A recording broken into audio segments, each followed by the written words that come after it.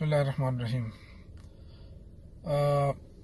میں مانچسٹر جا رہا تھا آج، اور ترکش ایئر لائن سے آج سالل صبح میری فلائٹ تھی، لیکن مجھے بورڈنگ کارڈ بھی جاری ہوا اور پھر سامان کی کلیئرنس بھی ہوئی، اور مجھے بتایا گیا کہ جی آپ کا ECL میں نام شامل ہوا ہے۔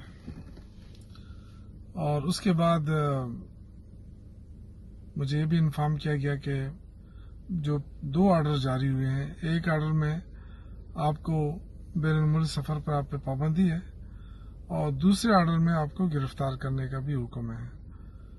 تو اس کے بعد پھر میرا سامان واپس منگوایا گیا اور مجھے بٹھایا گیا وہاں پہ ایئرپورٹ پر، اور FIA والوں نے، لیکن میں ان کا شکریہ ادا کرتا ہوں، کافی عزت و احترام سے پیش آئے، لیکن انہوں نے کہا کہ جی آپ کو گرفتار کیا جائے گا۔ تقریباً کافی 1.5 گھنٹے سے زیادہ دیر تک وہاں موجود رہا میں۔ اس کے بعد انہوں نے کہا کہ جی ہم آپ کو جانے دیتے ہیں، اور آپ کو آف لوڈ کیا جا رہا ہے، اور آپ کا سامان بھی آ گیا ہے، تو ہم آپ کو گرفتار نہیں کریں گے، بلکہ ہم آپ کو جانے دے رہے ہیں، تو آپ چلے جائیں واپس۔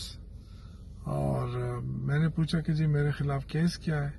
انہوں نے کہا کہ کروڑا تھانے میں کوئی FIR درج ہے آپ کے خلاف۔ یہ وہ FIR ہے جو جنوری میں جب عمرے پہ جا رہا تھا، اور مجھے انہوں نے پشاور ایئرپورٹ پر روکا، اور تو اس کے بعد میں ہائی کورٹ پہنچا، اور ہائی کورٹ میں نے چیلنج کیا کہ مجھے کیوں روکا ہے، میرے خلاف کوئی مقدمہ نہیں ہے۔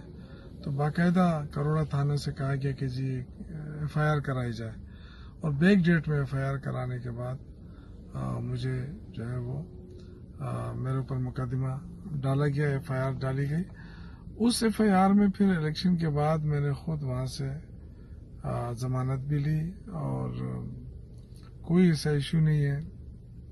جن دفعات کے اندر جو دفعات شامل کیے گئے، اس میں جج نے خود کہا کہ ان دفعات سے تو آپ کو روکا نہیں جا سکتا سفر سے، لیکن بہرحال مجھے روک لیا گیا، ابھی عمرے پہ بھی نہیں جانے دیا۔ اب جب میری بیٹی مانچسٹر میں ہے تو میں اس سے ملنے جا رہا تھا، اور وہ آج نہیں جانے دیا گیا، مجھے روک دیا گیا، اور کہا کہ جی آپ اپنی کلیئرنس کرا دیں۔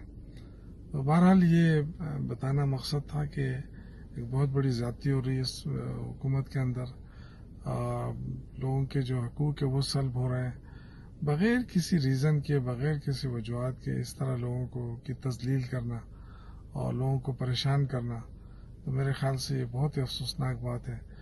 ECL میں نام ان لوگوں کا ہوتا ہے جو وانٹڈ ہوتے ہیں۔ میں کس کو وانٹڈ ہوں؟ کیا مطلب، کیا جرم کیا ہے؟